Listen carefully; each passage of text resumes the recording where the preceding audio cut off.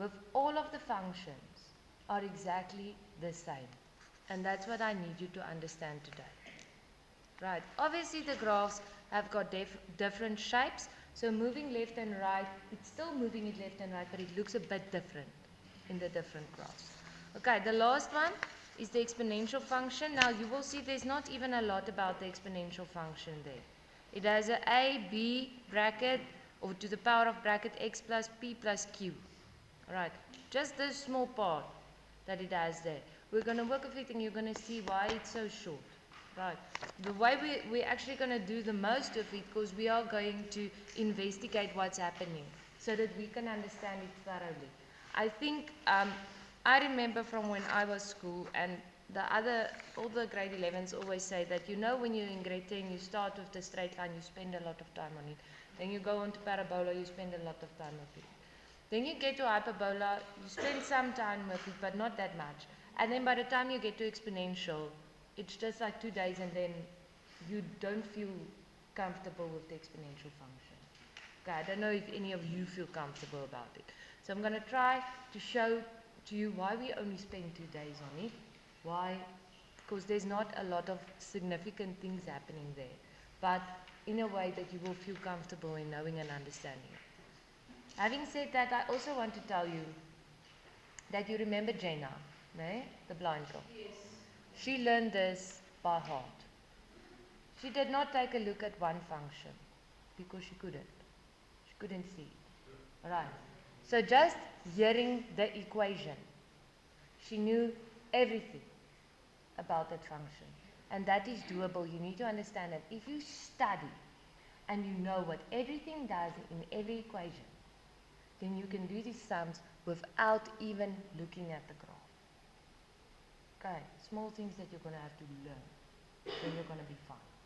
Okay, so let's just start there. First, at the top, the domain and the range. Very important.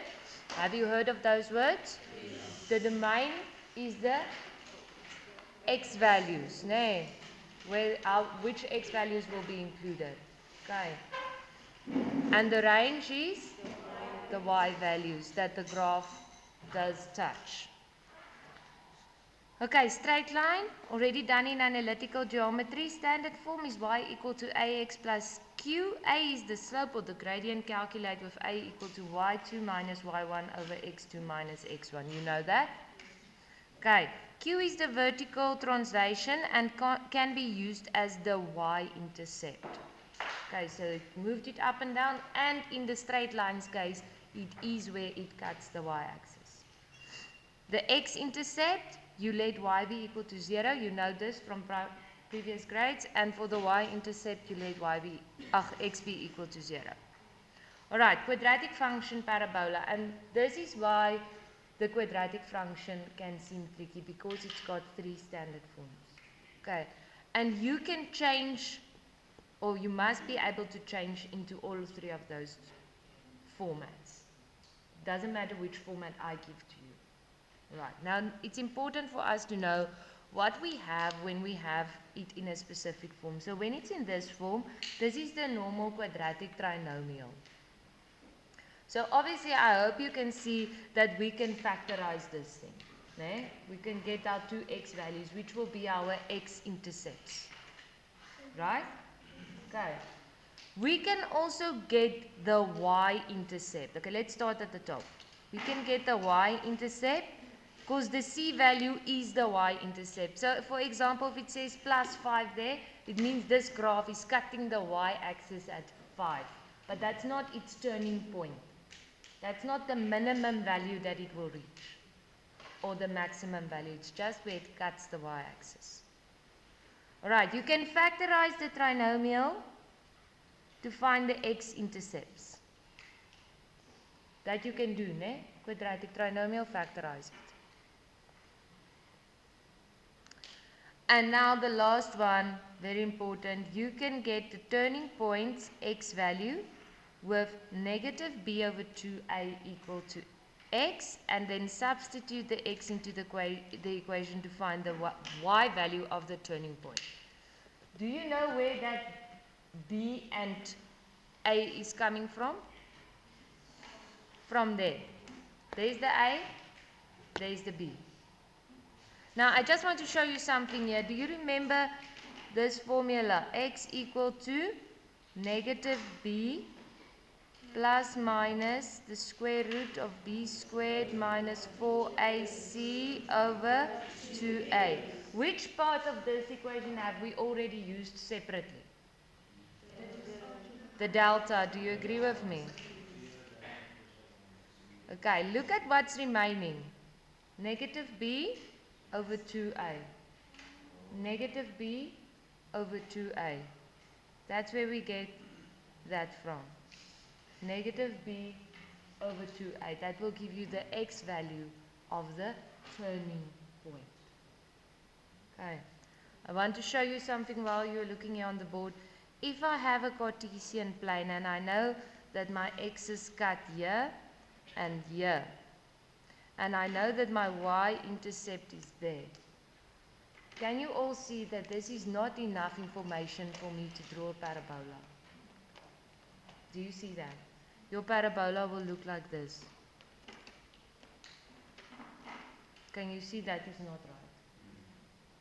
There's a point missing, and the point that we're missing is the y-intercept, is the turning point. And that's the one that's the most important, okay, that you haven't done in grade 7. So turning point, very important for us in grade 11. Okay, standard form number 2. Do you see this one has got an A as well? It's got an A here. This one also had an A. And just looking at standard form number 3, that one also has an A. Those A's are the same A's.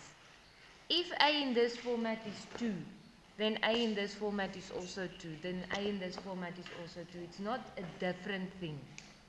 It's not something that you're going to have to calculate. You just see it at the one, you can put it in at the others.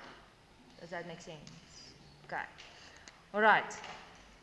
F of x equal to a bracket x plus p close the bracket squared plus q. All right. This is the turning point format. Okay. When you get it into this format, you can read, listen to what I'm saying, you can read the turning point's value or coordinate from the equation. With this one, with standard form 1, you have to calculate the turning point. With standard form 2, you read it from the equation. There's nothing to calculate. So how do you read it? You get the turning point, which is also the maximum or the minimum value. It will be negative p. So if p, let me write an example for you. Let's say it's f of x equal to bracket x minus 2 close the bracket plus 3. Let's say that's your equation. Then you read the turning point coordinate. The turning point will be the negative value of p. Now p is already negative. It's negative 2. So what is the negative of negative 2? 2. And then q you take just as it is. That is the turning point of this graph. Okay, so you don't calculate it with standard form 2. You read it from the equation. Okay. Now, we say there to get it into standard form number 1, you just square it out. So you square that bracket.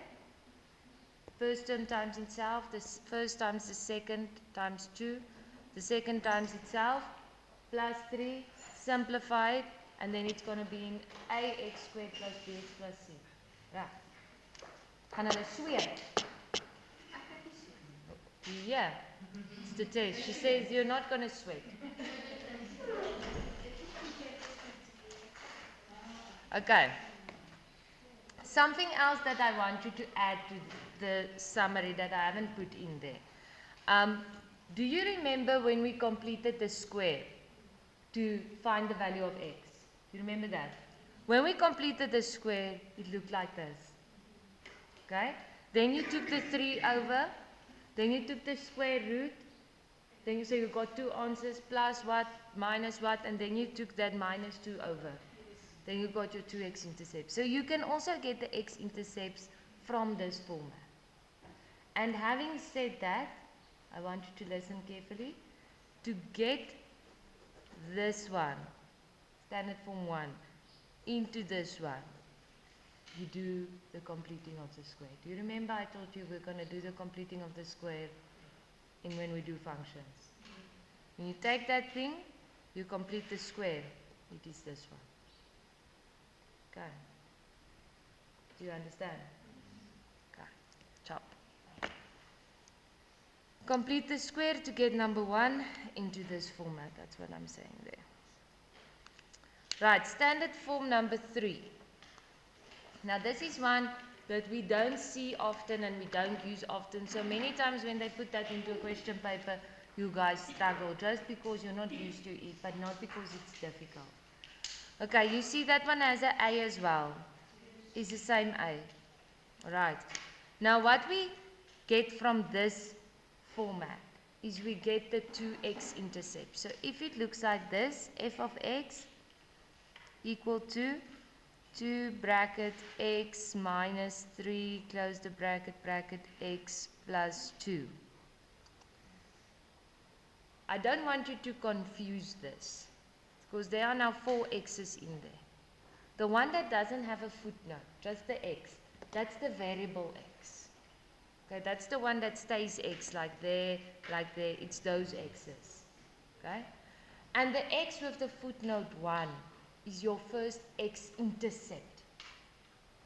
And the x with the footnote 2 is your other x-intercept. So you know this one has to get out of the bracket, ne? You would say x minus 3 equal to 0, then your answer would be x equal to 3 and x equal to negative 2. So that's when you have your 2 x-intercepts. Okay. And you must remember this goes, when you have the equation, you must be able to go to the graph. When you have the graph, you must be able to go to the equation. So if they only gave you 2 x-intercepts and 1 coordinate, for example, just a random point, you would substitute into your x-intercepts and your coordinate might be 2 and 5. Ne? You would put the 2 into the x's because that's the same x. You would put the 5 into y. Then you can calculate your unknown a, if that one was unknown. Okay. We're going to do it. Don't stress. Don't look so worried. Okay.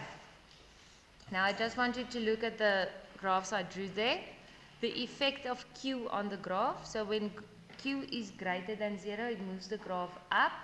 When it's a negative graph, it will still have x-intercepts. You see that?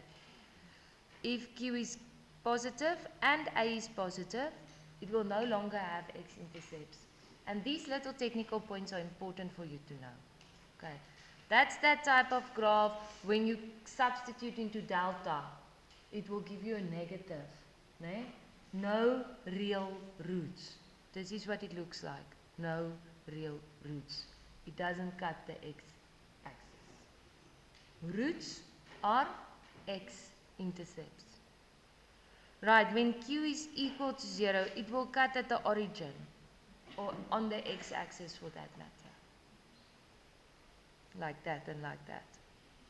Right, when q is smaller than 0, and it's a negative graph. It's a negative graph and it is being translated down. It makes more sense. There is no x-intercepts. Right, no x-intercepts. But if the graph is positive and it has been translated down, then it will have x-intercepts. This is why all of the functions that you had last year was x squared minus, and then it was always a perfect square. It was always 4 or 1 or 16 or something like that. It's a positive graph translated downwards. Because if it was positive and it was translated upwards, you wouldn't be able to factorize. There would be no x-intercepts. Alright, next picture, the effect of P on the graph. Now I told you, P is what moves it left and right. So you can take your time looking through everything there. Let's just look at the first one. This is a negative graph that has been moved upwards, that has been moved left. But do you see, this means that P is greater than 0. You can put it in there so you know if P is positive, it moves it left. And when P is negative, it moves it right.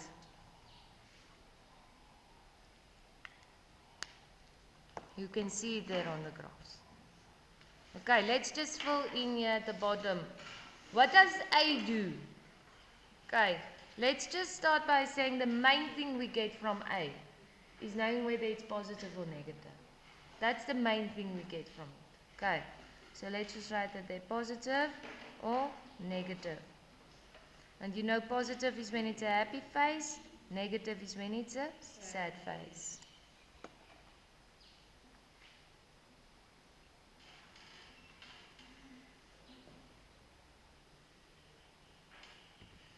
What does Q do? Shifts it up and down. And you know, saying up and down is not mathematically correct, but we're saying that because we want to learn it now, right? So mathematically we would say it's a vertical translation. But this is for you to remember to learn. Okay. What does P do? Left and right. What's the mathematical word? Very good. You see, you're talking maths fluently now. Okay, that's the quadratic equation. Now we're going to page. Alright. Hyperbola only has one standard form, so obviously it's not that complicated. Standard form, how do you know it's a hyperbola? When your x is the denominator, not when you have a fraction. Listen to me. Not when you have a fraction. If it's x over 2, that's a straight line. But if it's 2 over x is the denominator, then it's a hyperbola. Okay, so you must be able to know when I just give you an equation, which graph is this? X, the denominator, this is a hyperbola. How do we know it's a parabola? The x has a square, quadratic function. How do we know it's exponential? When x is the exponent. How do we know it's a straight line? All of the rest. Okay. Alright, for the y-intercept, we're going to let x be equal to 0. For the x-intercept, you let y be equal to 0. Is there something new? No, you know that. Okay. Now, last year you knew that the hyperbola has got asymptotes, but the asymptote was on the x and the y-axis because the graph didn't really move around. When it moved upwards, you had your horizontal asymptote move upwards. Now we're moving left and right and up and down. Alright. So the horizontal asymptote is y equal to the value of q. And the vertical asymptote is x equal to the negative value of p. Remember, that's the way we use it at the parabola as well. Okay. Look here. If I ask you for the equation of the asymptote, and you say q is equal to 5, that will be wrong. If you say p is equal to 2, that will be wrong. Okay? This is the equation of a straight line. Okay? An equation of a straight line needs to be on a Cartesian plane. So it can either be x equal to something, or it can be y equal to something, because there's not a q axis and there's not a p axis. Do you understand what I'm saying? Those are the placeholders for the values in the equation. But if you write the equation of the horizontal asymptote, it will be y equal to 5.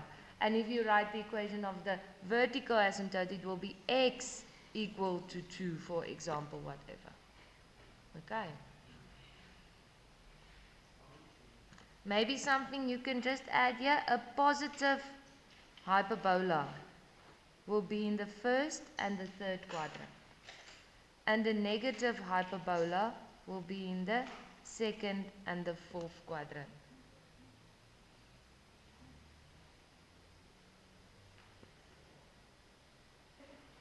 Now I put in there, you can use a table with your own chosen values to assist you in drawing the graph, but we are not going to do that, okay?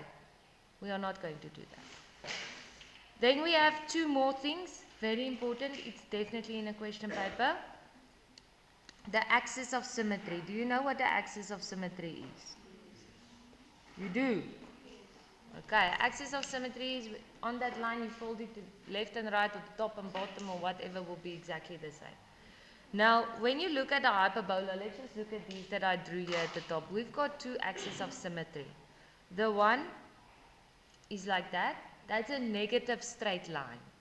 Do you see that? The equation of a negative straight line. And then we also have another one, it goes through like that. That's a positive straight line. So you've got two axes of symmetry. You've got a positive one, and then you've got a negative one. Now, I'm going to write down an equation of a hyperbola here for you, just so you can see what I'm referring to. Let's say it's 2 over x minus 2 plus 5. Okay, that's the equation. To find the first axis of symmetry, you just take everything except for A. Write it down and do the calculation. It's x plus 3. That's the positive one. You see there's no negative in front of that. For the second one, you take this again, x minus 2 plus 5. And now this is what you have to remember. Just in front of the first two, you put the negative. You must learn this. The reason why both of them get the negative is you see they are both the denominator, not just x alone.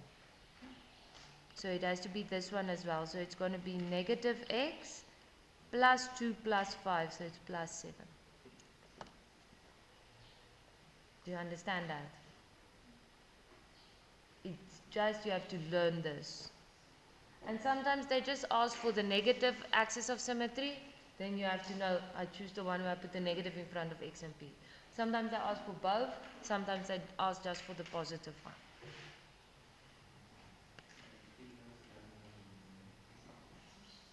Okay, you can look there at the pictures. The effect of Q on the graph. You know this by now. It moves it up if Q is greater than 0, so it's positive. If Q is equal to 0, it doesn't move up or down. Then your x-axis will be your asymptote.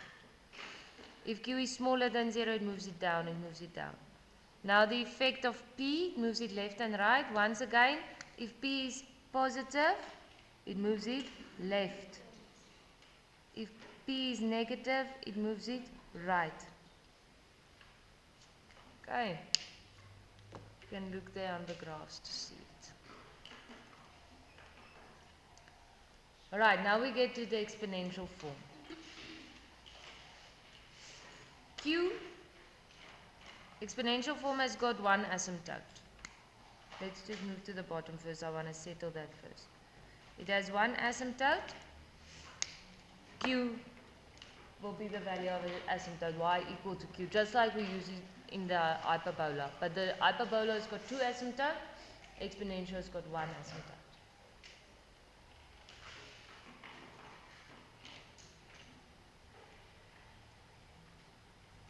Okay.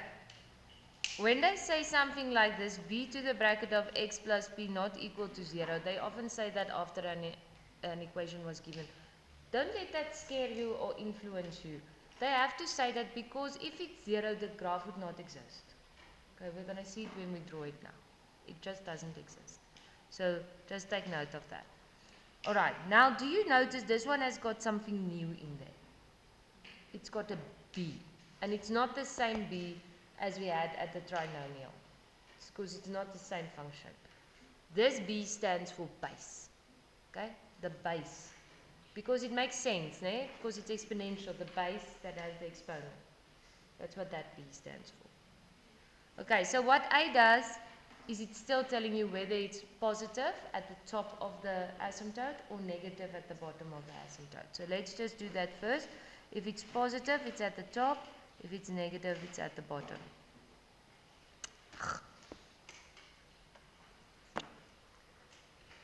Okay, now there's something else that you need to understand. If I give it to you a sum as 2, 3 to the power of x minus 1, that's now an equation of a quadratic, of an exponential function. Look, this is not equal to 6 to the power of x minus 1. That is a normal number. That is exponential. You know this, no?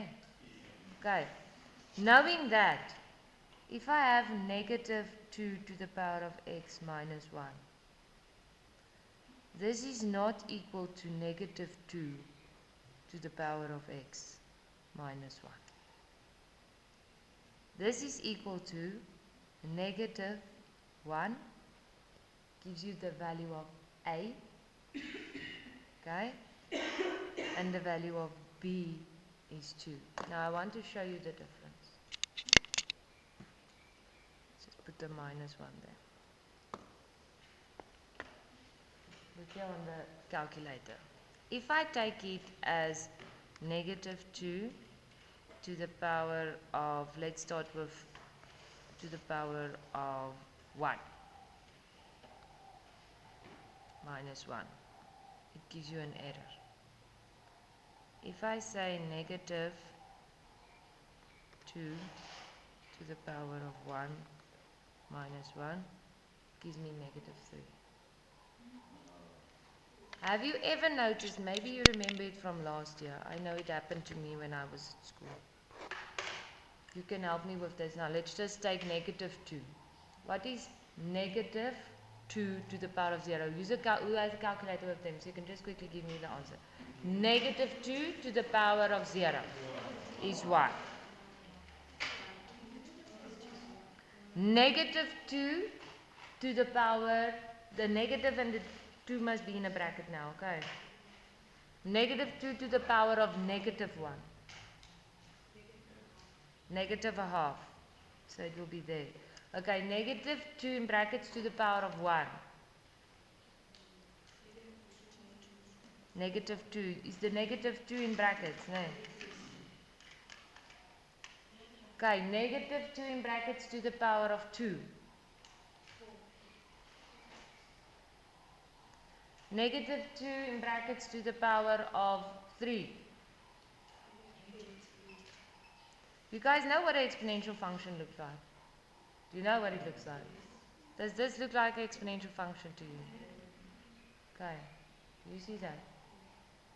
The reason for that is when you put a negative in a bracket and you give it an exponent. If that exponent, let me write it here so you can see it. If it's negative 2 to the power of 1, the answer will be negative. If it's negative 2 to the power of 2, the answer will be positive. Negative 2 to the power of 3, the answer will be negative.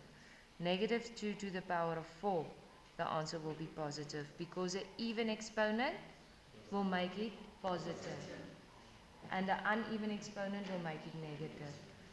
As it happened to you last year when you had to draw that exponential function, then your dots are all over the place. It's positive and negative. This was what you were doing. You were giving the negative to the base. The equation of an exponential function is a times b to the power of what.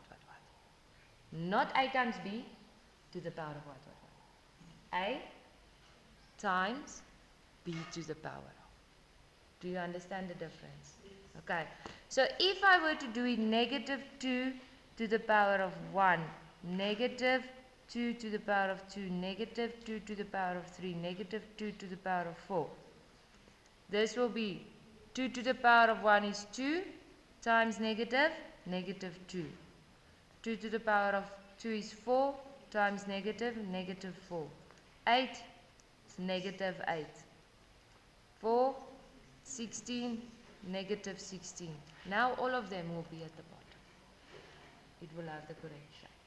So remember that. And that's the same for when it's 2 times 3. It's 2, that's the gradient, times the base to the power of x. Okay? Your calculator will be smart enough to do, because remember it's been set to do BODMAS. So it will do the square first before it multiplies. But if you put those brackets in with the 2 and the 3, then it's going to multiply first. Okay. Alright. Now I want us to investigate this. The first one. What is the value of A in this one? No. What is B? It's the base. What is A? The number in front of the base. What is the number in front of the base? 1. What is the y-intercept? How do we get the y-intercept? We let x be 0. So it's 0 minus 1. You can calculate it. 2 to the power of negative 1 plus 2. The y-intercept is 5 over 2. Y-intercept is where x is 0, no?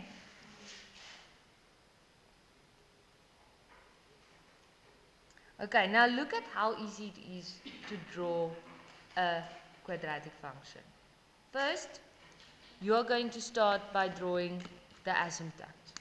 Now the asymptote, as you can see, is q, which is 2. So it's going to be y equal to 2. Remember, y equal to 2 means it cuts the y-axis at 2.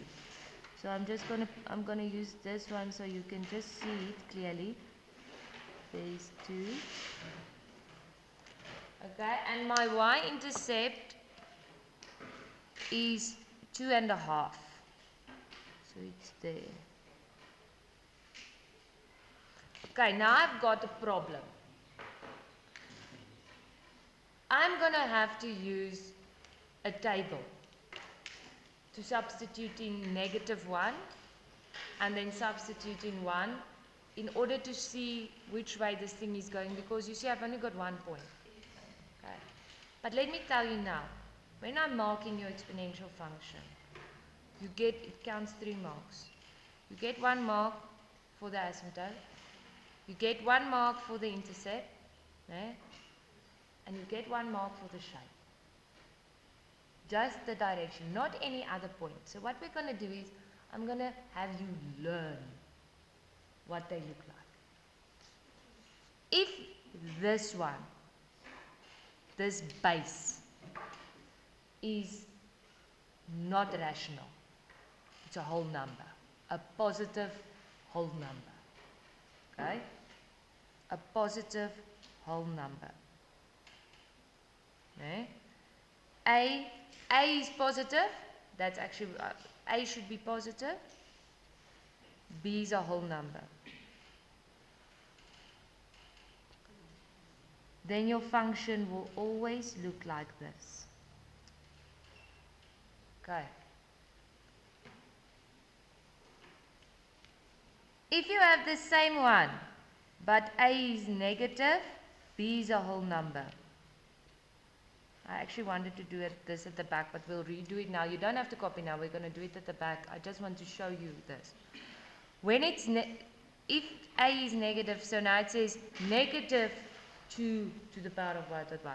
It will be this exact same one, but reflected to the bottom.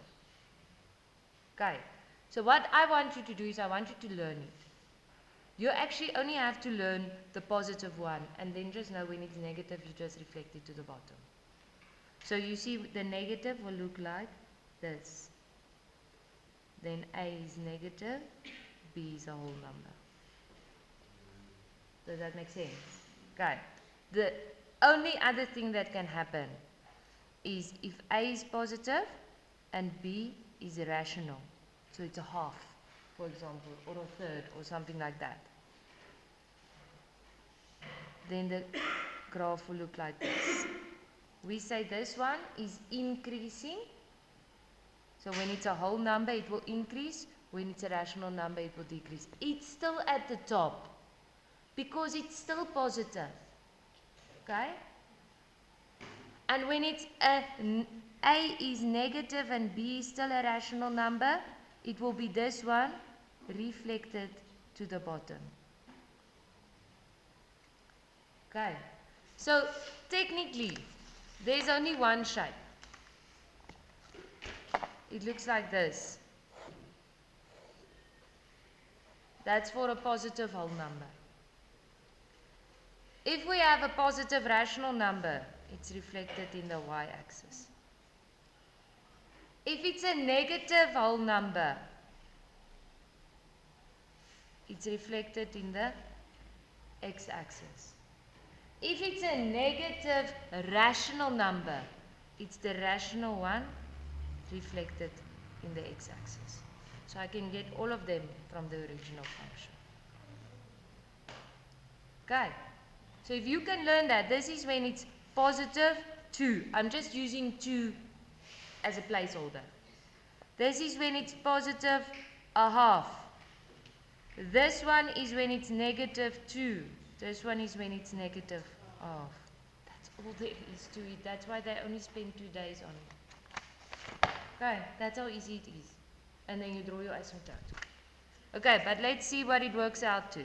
So having said that, do you see I've got a positive whole number? But I want to prove it to you just quickly.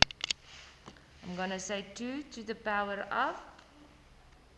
Now I'm going to put in negative 1 minus 1, close the bracket, plus 2.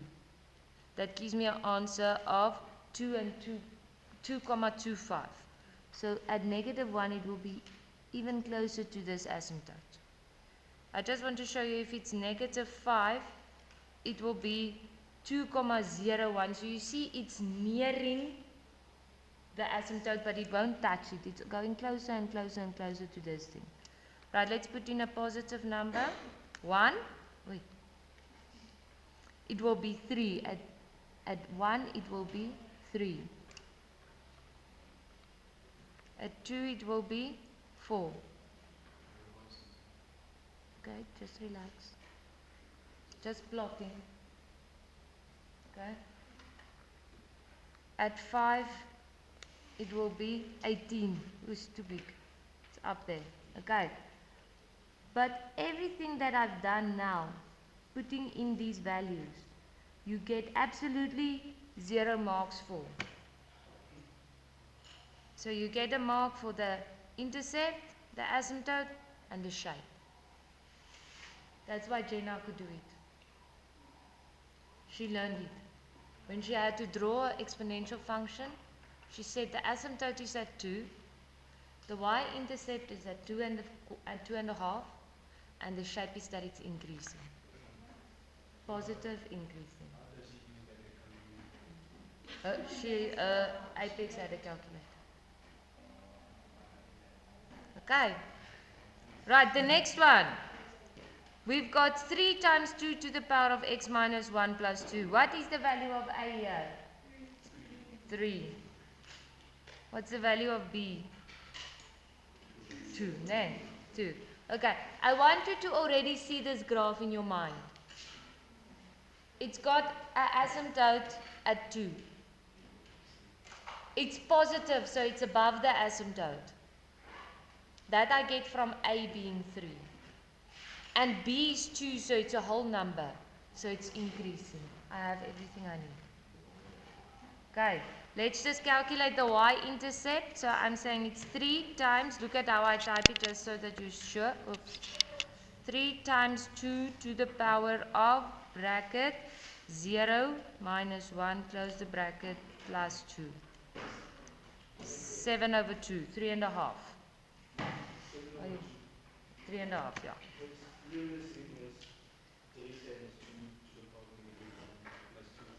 What? What are you saying? Yeah, it's still the same. I'm saying like 3 times 2 to the power of negative 1 plus 2. Yeah. But your calculator is set to do the square first before multiplying with 3. That's what I said now. So I just said don't put a bracket between the 3 and 2. Or not between, over them.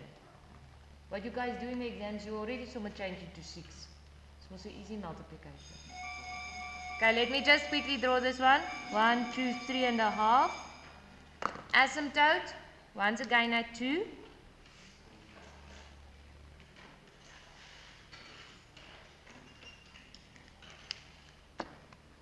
I know it's positive above. It's a whole number, so therefore it's increasing. So I just draw the shape. I don't even care where the rest of the things are going, just like that. Okay. What I want you to do for homework is the rest of these four. Okay. So you find the intercept. If you are not familiar with this that I wrote down now, it's fine. Then you choose a value. You substitute in -1 in the place of x. You substitute in 1 in the place of x, so you can see the shape. Okay. So I want you to complete these last four for me. Oh no, that general.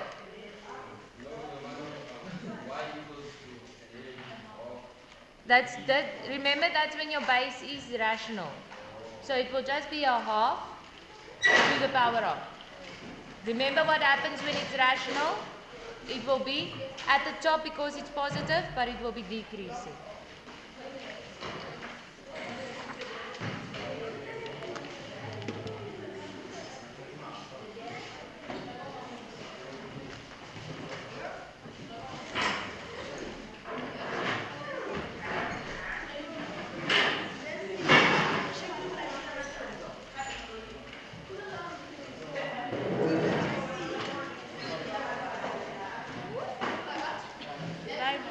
Bye, enjoy your day.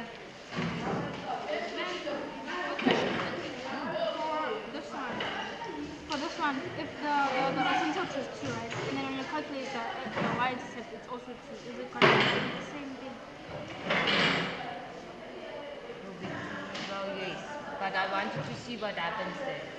And then if the thingy is the A, is it going to be positive? So positive, nothing changes. I want you to substitute in values there.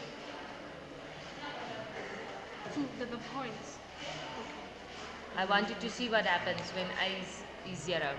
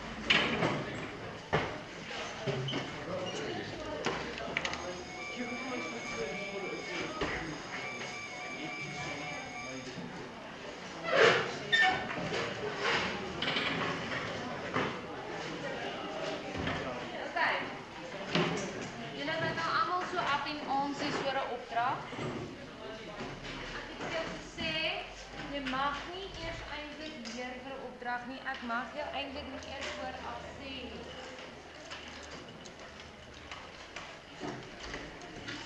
Jy moet net in kalm bly. Right. Jy mag jou boek gebruik.